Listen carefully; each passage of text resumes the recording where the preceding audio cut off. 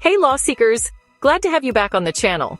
Today, let's dive into the US Diversity Visa. Yep, the Green Card Lottery.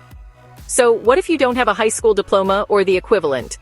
Does that slam the door shut on the Green Card Lottery for you? Not at all.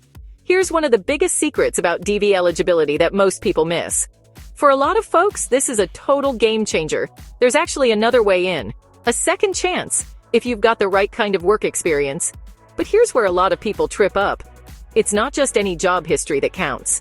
The US Department of State is super strict about this.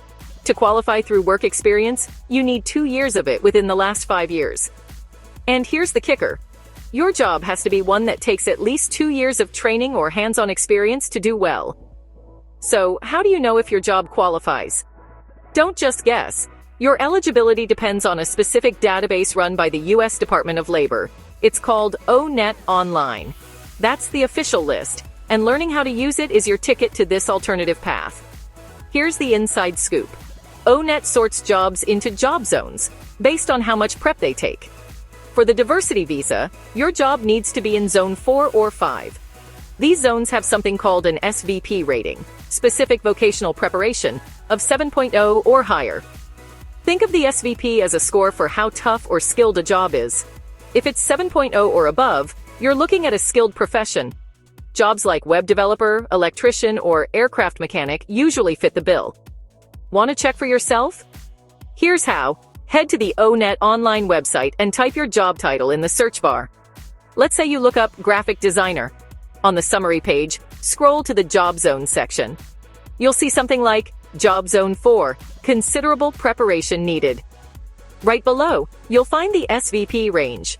For graphic designer, it's 7.0 to less than 8.0. That means it qualifies.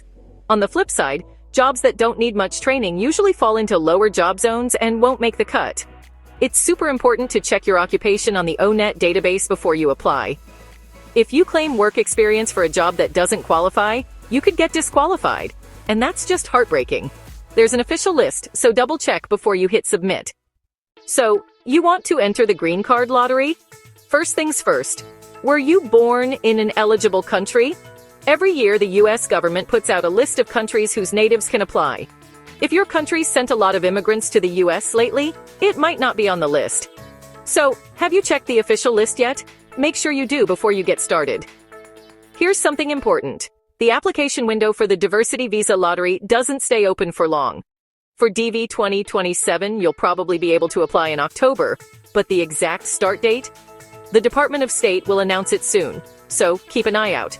My advice? Don't wait until the last minute.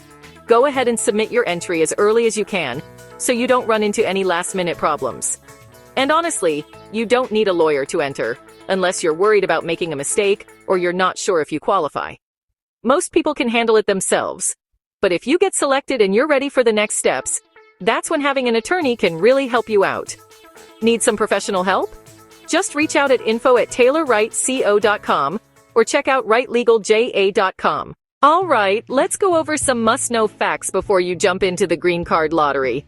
Trust me, you don't want to miss these. First up, let's chat about country eligibility.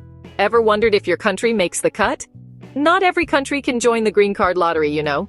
It all depends on where you were born. The US Department of State actually puts out a fresh list of eligible countries every year, so it's always changing. If your country sent more than 50,000 people to the US in the last 5 years, it might not be eligible this time around. So, which countries usually don't qualify? Let's take a look. India, China, Mexico, Nigeria, Jamaica, the United Kingdom, and a few others too. But here's a cool tip. If you were born in a country that's not eligible, you might still get in through your spouse's country of birth, or even through your parents' country of birth, if that works for you. Just make sure to read the official rules carefully, okay? Next up, let's talk about education. You'll need at least a high school diploma or something equivalent. That's the minimum. Basically, you should have finished a course that's similar to a US high school program. But if you don't have that, don't worry. There's still a way in if you've got the right work experience, just like we talked about earlier. Deadlines are super strict. Miss it, and you'll have to wait another whole year. The application window usually closes in early November, so mark your calendar.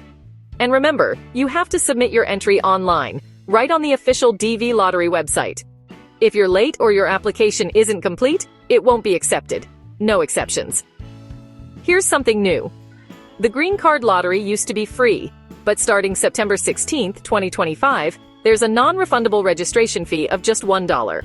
Watch out for scams or websites that try to charge you extra to submit your entry.